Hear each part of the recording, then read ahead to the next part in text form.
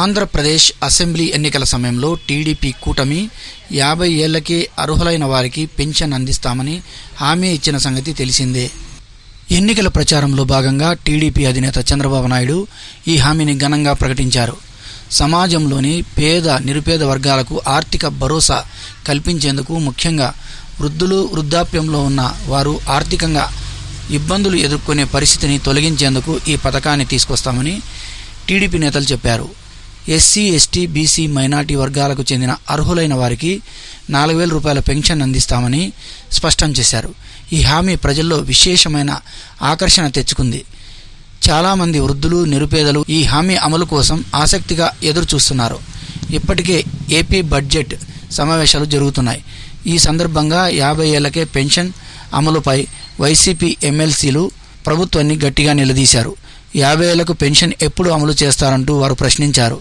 YCP ఎమ్మెల్సీలు NDA కూటమి అధికారంలోకి వచ్చిన తర్వాత పెన్షన్లను తగ్గించారని ఆరోపించారు.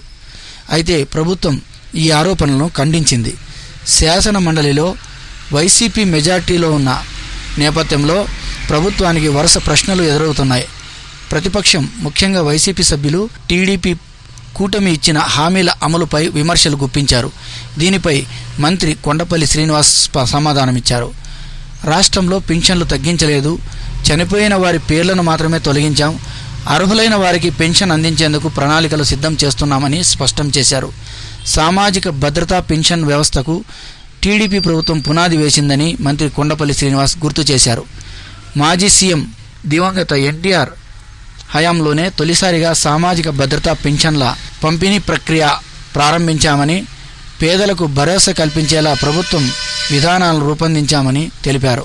2014లో పెన్షన్ 1000 రూపాయలు మాత్రమే ఉండేదని, టీడీపీ ప్రభుత్వం అధికారంలోకి వచ్చిన తర్వాత దాన్ని 2000కు పెంచామని, ఈ విధానం వల్ల లక్షల మంది వృద్ధులకు ఆర్థిక భద్రత లభించిందని మంత్రి వివరించారు.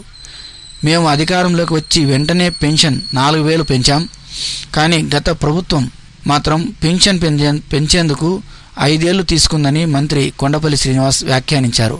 ప్రస్తుతం 50 ఏళ్లకే పెన్షన్ అమలు చేసే అంశంపై ప్రణాళిక సిద్ధమవుతున్నట్టు మంత్రి వెల్లడించడం గమనార్హం. అధికార పక్షం త్వరలో దీనిపై మరింత స్పష్టత ఇస్తుందని రాజకీయ విశ్లేషకులు భావిస్తున్నారు. ఈ హామీ ఎప్పుడు, ఎలా అమలు చేస్తారన్న దానిపై ఇంకా స్పష్టత రావాల్సి ఉంది. పెన్షన్ అమలు వ్యవహారంపై అధికార పక్షం తీసుకునే నిర్ణయాన్ని ప్రజలు ఆసక్తిగా ఎదురుచూస్తున్నారు. భవిష్యత్తులో 50 ఏళ్లకే పెన్షన్ అమలుపై ప్రభుత్వం అధికారిక ప్రకటన చేయనుందా? అర్హులైన వారందరికీ వాయిదాలు లేకుండా ఈ పథకం అమలు చేస్తారా అనేది త్వరలో తెలియనుంది.